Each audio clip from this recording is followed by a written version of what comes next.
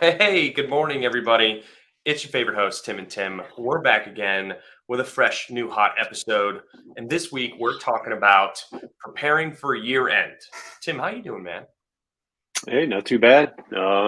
Just looking forward to what 2023's got in store for us, man. Yeah.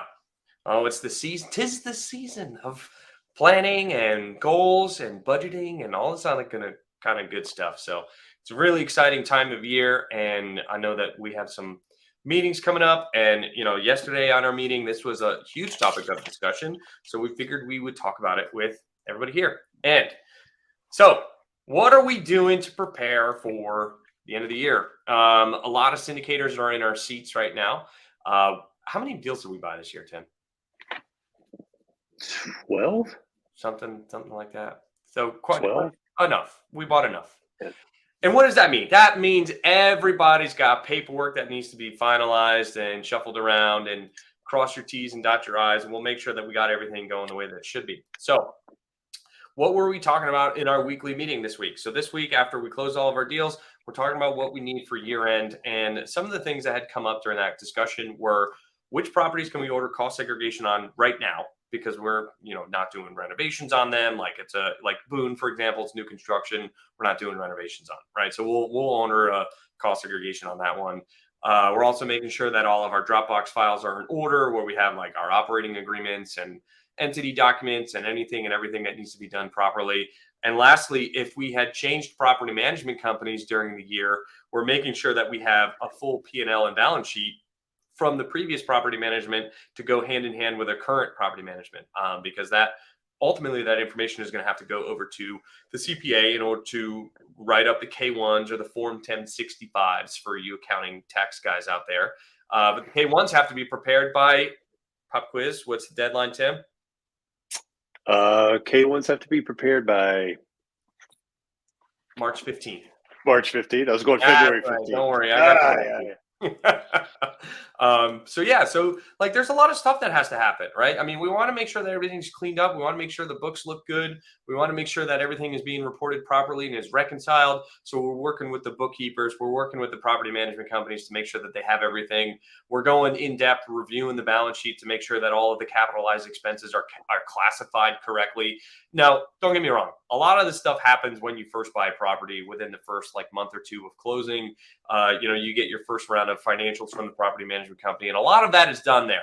But coming from the accounting and finance world, you can't check your information enough, especially financials. They're a living, breathing document. Things change in there all the time. Maybe a new person had come in and made a journal entry on an account that you weren't aware of or whatever. But ultimately, at the end of the day, the buck stops with you to make sure, or me and you. Well, they're on my scene.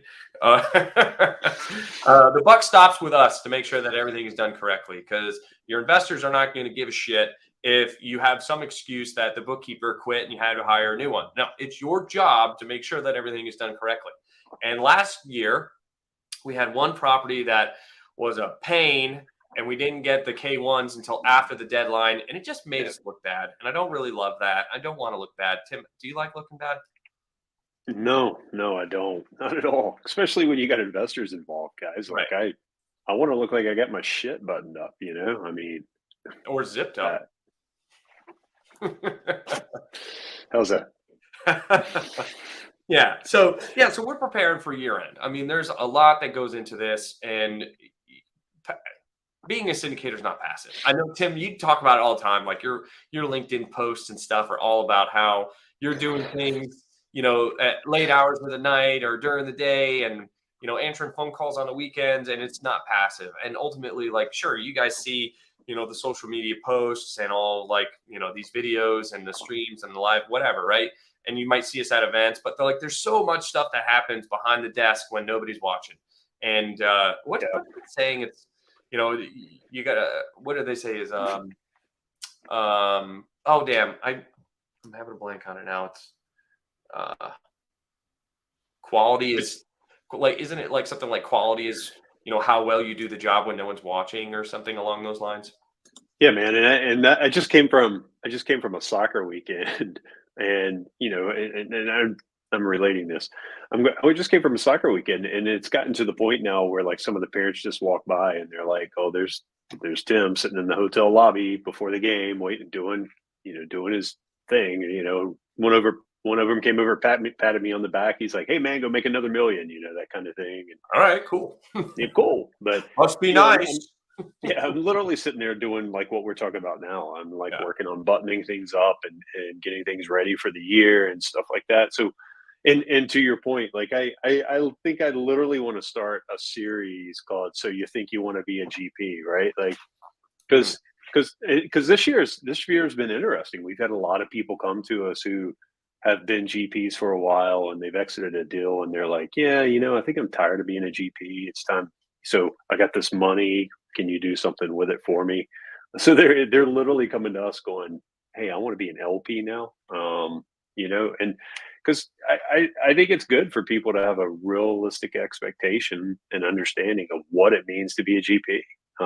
Because it is not as simple as just handing something off to a property management company and being like, did my part. You know, Yeah.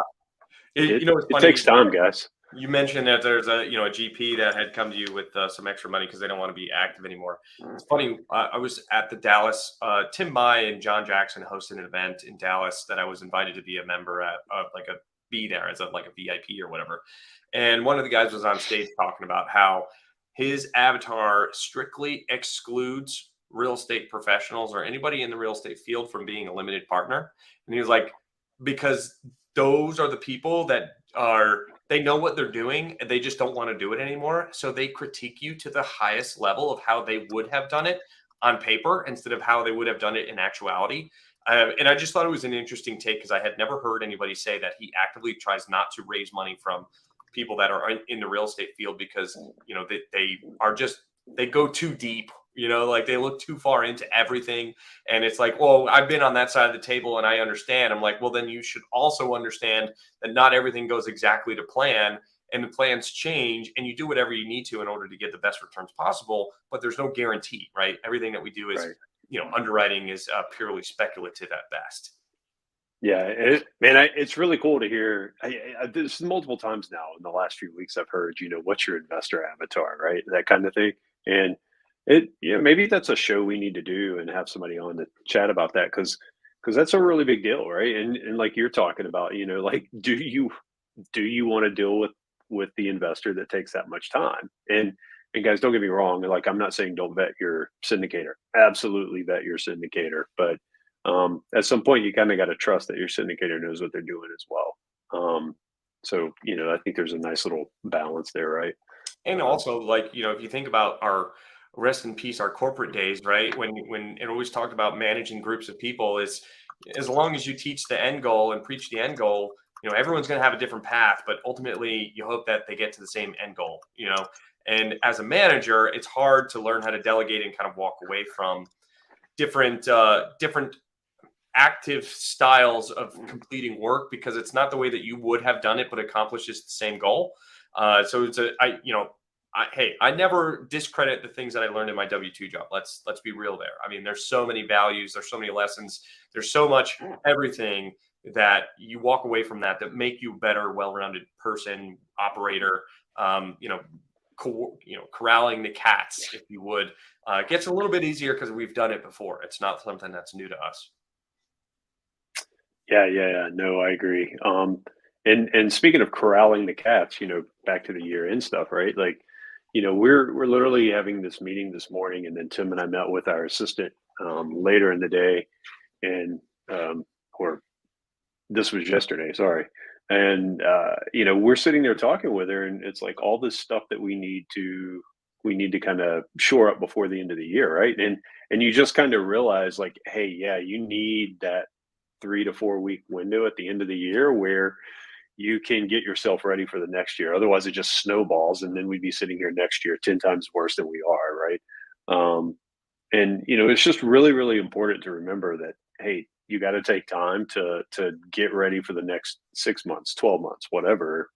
Goal setting, paperwork, getting ready for tax season, all those kind of things. It all comes in cycles, and oh my goodness, there's big parts of it that just I mean, let's just be honest, they're not fun. Is there anything fun about getting ready for tax season? Um, I like making the money. I don't want to get ready to pay for it. or or in this case, I mean, the fortunate thing is we won't be paying for any of it because we have tons and tons and tons and tons of depreciation. But you got to get ready to defend that and show that, and that's not fun at No. all. Yeah, I've spent Um, the better part of last week handling cleaning up stuff with my bookkeeper, even just on my own personal stuff. It's amazing how quickly even that can get away from you when you have a bookkeeper. But it's not like you don't do anything. Like I still have to send them statements. I still have to answer questions. I still have to review their financials. Like all of it takes time at the end of the day. And you think about how much time you spend on the phone doing these, a Facebook Live. You're doing Zooms and meetings with your business partners and your executive assistants, and like time gets out of get time, you lose it pretty quickly. Before you know it, if you're not careful with guarding your time, it's gone. You lose a day oh pretty quick. yeah, oh yeah. I mean, I have been guilty of that lately. With I've had some things going on, and you have these things scheduled to go. I got lists of things I need to do, and end of the day comes around, and I'm like, man, I got none of that I today. know. I got to get better. Um, There's an app somebody was talking to me about recently about something that helps you time block. I was like, well, I use like Apple Maps, Apple Calendar or whatever, and instead of time blocks for like the gym and all this other kind of stuff. But I think it brings it to a whole nother level in terms of time blocking to achieve things. And it like, you can put do not disturb on so people don't bother you and all this other kind of stuff. So I found if I leave LinkedIn and Facebook windows closed on my browser, and sometimes if I leave my email closed, I actually get a whole lot done because there's times where I know I need to just spend time in like underwrite deals and like look at financials and all this other kind of stuff, which we have in our Dropbox. But there's other times where I need to be answering emails because people are looking for things from me all the time. yeah, It's a never-ending balance, never-ending battle with the unread emails and things that need to be done. So, yeah. The emails are fine. Like my issue lately has been. I think I've been telling you about this. My issue lately has been, honestly, dealing with a couple of buyers who don't seem to have any respect for anybody else's time. mm, Um, so then all of a sudden you get some things where lawyers are talking to each other, and it's like when that phone call comes in, yeah. better take that one. So that's been a little bit of an issue. But one thing I've learned is that sometimes it's better just to like tell buyers, I don't want to work with you. Yeah. So that's uh And that's a sellers. that's a We've done that. We did yeah, that this year. yeah, that is true. But I tell you what, man, that is a lesson. That's a lesson I've learned this year. Sellers and buyers, right? Sometimes it's like, you know what, I'm just not going to work with you. Yeah. Um, I don't need and the stress. I don't need your deal. no, yeah, or I'll just keep my property, that kind of thing. Oh, Um, hey, that's a good one. That's a really good position to be in. Unless you have to yeah, sell it, then you're like, oh fuck. yeah, that's a different world. But yeah, yeah. But hey, speaking of, like, that's another thing. Getting ready for 2023, guys. Like going back and looking at, we've been doing this like recently, right, Tim? We've been going back and looking at some of the deals we bought a year ago and that are coming up on, year two plan, performa, whatever. And we're saying, what do we really want to follow through with year two, or do we want to pivot in year two to do something else, right? So that's something else you should be doing this time of year, especially is, hey, next year going into 2023, what does our business plan looks like across the board, right? Anything that you own, right? What do Oh, you want to do in 2023 yeah. I mean, with that? it was so relevant. I actually got an email from, I think it was Graystar or something like that. They sent me out an email of all like current agency loan rates and all this other kind of stuff. So that really helped. It was very timely email because it really helped me to have an understanding of what kind of rates we could get. And I was preaching about it last week, but I'll preach about it again because not everybody watched last week's show. You got to pay attention to your debt service coverage ratio. Like if you don't have the debt service coverage ratio, you're not getting 70% loan to value. You're not getting 75. Forget about 80. I think that's a thing of the past right now. But most of the refinances that I'm seeing, they want a debt service coverage ratio, even on agency like Freddie loans, they're like 1.35 debt service coverage ratio at 60% loan to value. So, Mm. it really makes a difference on your refinance numbers and how much money you're going to be able to pull out and pay back your investors. And, you still have that pref there, and it's pros and cons, right? Pros and cons, because if you don't have as much debt on it, then you don't have as much of a payment, even though it's a debt service coverage ratio basis, the ratios are still the same, but then you'll have the cash flow to cover the pref. So investors are taken care of.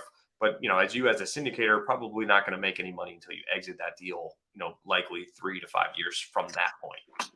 Yeah, guys, that's a key thing to keep in mind too, because we all talk about assumptions and rules of thumb and kind of principles in underwriting. It's real.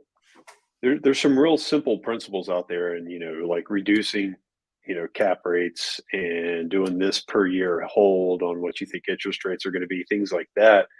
A lot of people don't talk about DSCR. I know we don't typically, because it's hard to predict when a lender's risk profile might change, right? And that's what that is. That's what that talks to. And that's what's going on right now is lenders are still lending, but their risk profiles have changed. Yep. They're saying, I'm still going to lend, but I'm not going to lend at 80%. I'm not going to lend at 75%, and like Tim's talking about, your DSCR needs to be better. It needs to be tighter. If you want 70%, I need to see not 1.25, I need to see 1.35.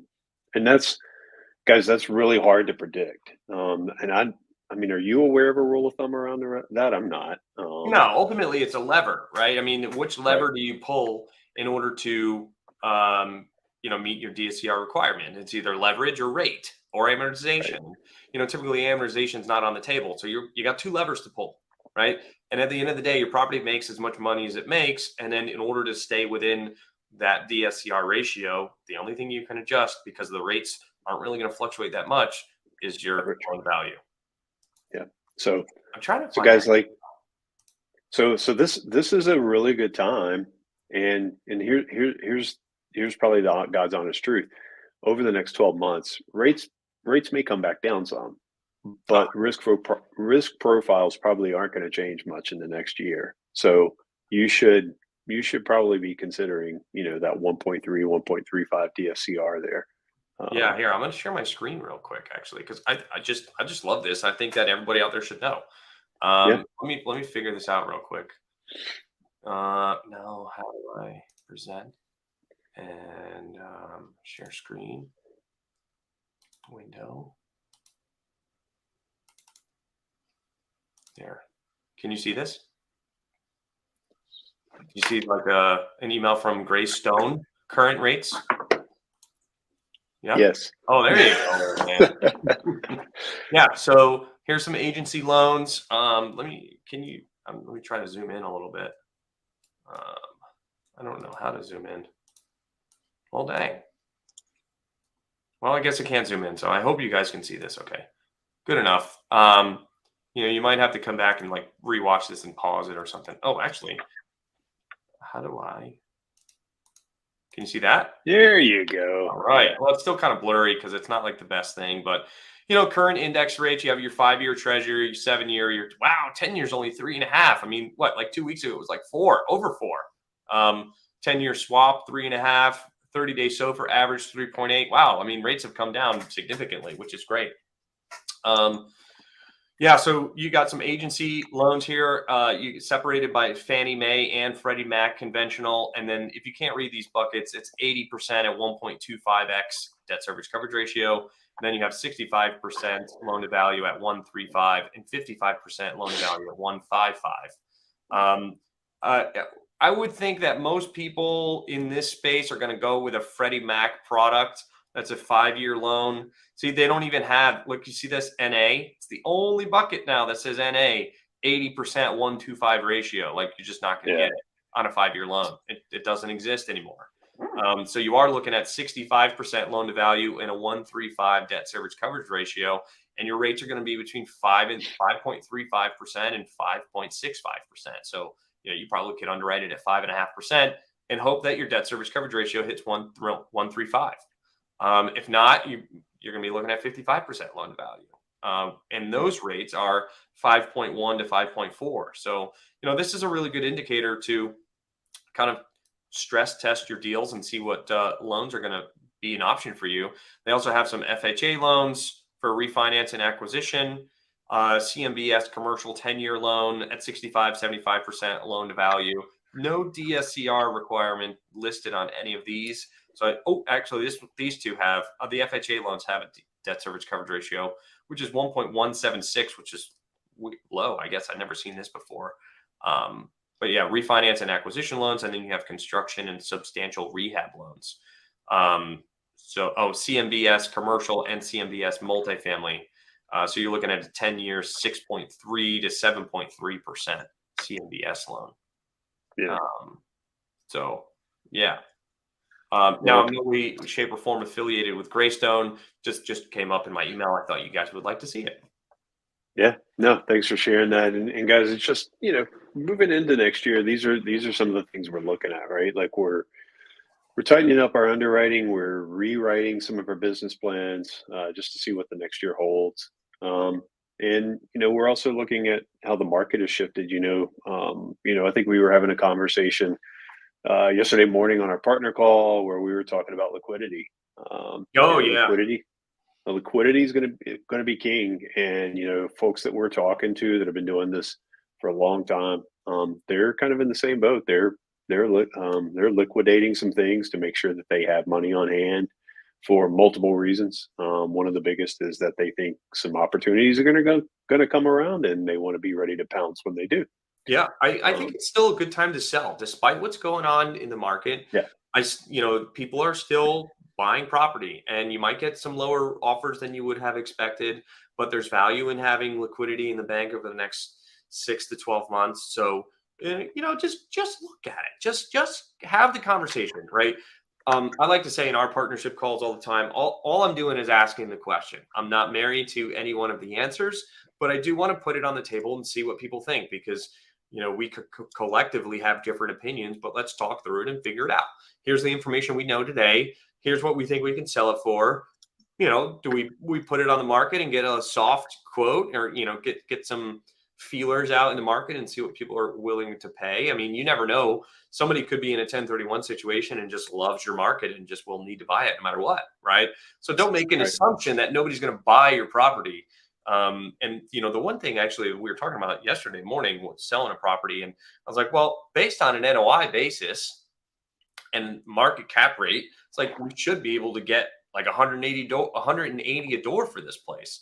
But that's based on NOI and cap rate, which I think is fair to sell a property based on its performance. But yet, look how we bought a lot of these properties. We bought them with a very low cap rates because we knew we could add value to them. So I really don't see how we couldn't sell something at a market cap rate in our NOI.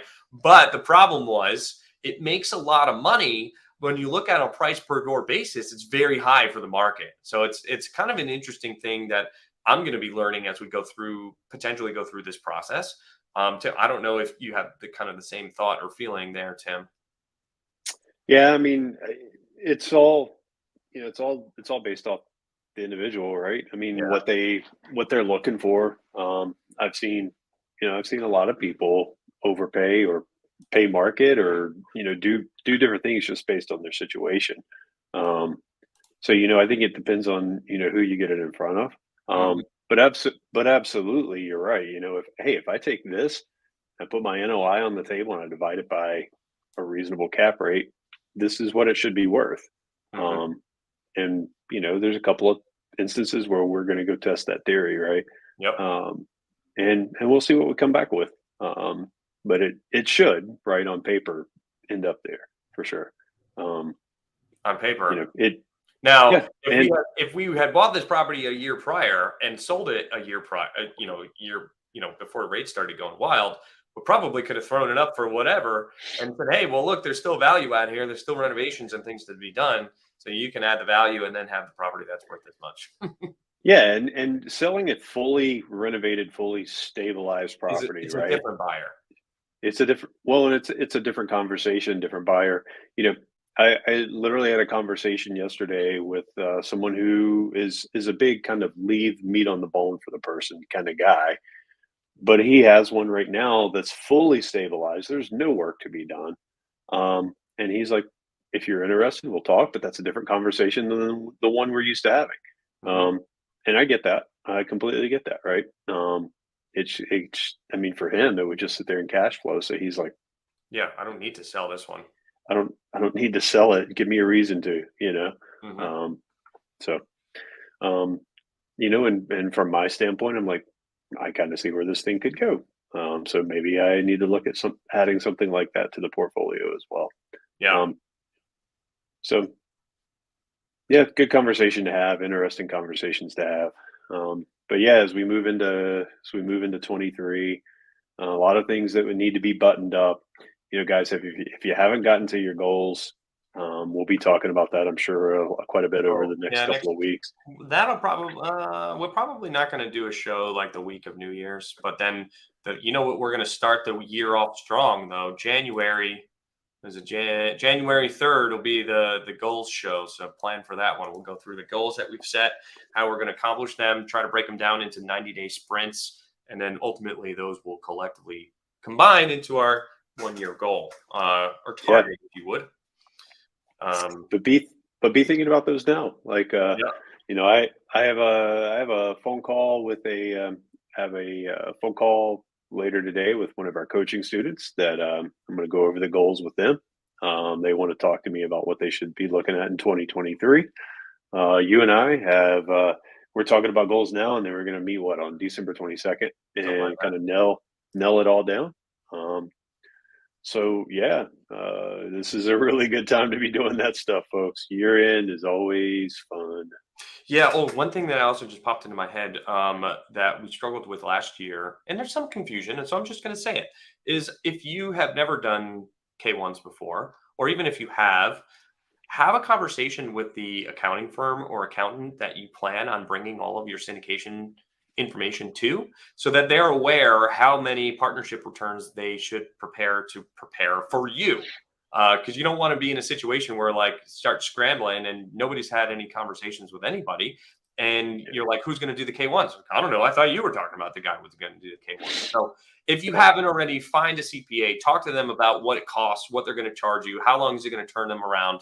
Tell them about how many deals you have potentially, kind of dangle the carrot. We're going to bring you a lot of business, and have all of that situated now. And also ask them if they have a checklist of items that they need in advance in order to make it a smooth process. The more you can plan, the more you can be prepared. And ultimately, at the end of the day, it makes you look better. And Tim and I, we preach this all the time. We preach it all the time. Be somebody to work with that people like to work with, because you're organized and you deliver on time. You do what you say you're going to do. And how do you yeah. do that? It's prior planning. What's that? What's the 3 Ps or whatever that somebody always says? It's like prior Plan, planning. plan, and plan. No, no prior planning. Prior planning prevents poor performance. 4 Ps. Yeah, prior planning prevents poor performance. 5 Ps. Whatever. Math is hard. So that's why you let the CPAs do it, and you go plan with them and let them know exactly what your intentions are, so that they know how to prepare for you when the time comes, and you look like an all-star because you met all your deadlines and you gave your investors everything that you're supposed to by the time you're supposed to. So cool. Well, cool, guys. All right. So, what else? I was just going to say, with that, we got to hit the road. Tim and I are headed down to Savannah, Georgia, for a fishing trip with some of our Go Abundance Go Bros, and another mastermind, another networking. Like, geez, I've been to 3 of these in the last 3 weeks, which is amazing. And I love doing these small mastermind events. I love building relationships with people, and ultimately, like, learning to grow my business and learning how to talk about things that are going wrong, so that I can do better to fix them and prepare for them in the future. So, if you don't, Speaking I was just going to oh, say, sorry. you need to get in the room, get in the small rooms. You got to, you're paying for proximity at the end of the day. And the closer you are to people that are, industry giants, or people that, you look up to, that are doing what you want to be doing, the faster that you get there too. So, all right, Tim, you take us out. Yeah. No, that's a perfect segue because I was just going to say I want to give one shout out here today. Like, so speaking of masterminds and being in the room, I know this one's a little far, but shout out to Vince Gethings for hooking us up. The Hawaii Millionaires Mindset Blueprint Mastermind in June 29th through July 1st, guys. Like, highly recommend you go. Tim and I are going to be there. Thanks for Vince for hooking us up with this and inviting us. So, guys, that'll be a really good one. That's a great room to be in. Real estate, beyond real estate, you name it. Really good opportunity there. If you go to our Making Moves community, you'll see a post about it. You can find it from there. Yep. And next year we will be doing our race cars and real estate event again. Yep. I don't think we haven't talked about it yet. Obviously, we're going to have our business planning here in the next couple of weeks, but we know that we want to do it again. We might do it twice. Who knows? We'll see what happens. It's very stressful to put on one of these things. So I just loved it, though. I thought it was so much fun. I want to do it again. So yeah, we'll have some more information on that sometime soon. So, all right. Without that, see y'all later. Thanks for joining. Appreciate you joining every week. Have a great rest of your day, rest of your week, and be as prepared as you can for year end, as it's coming faster than you know. So, yep. Have a great week, folks.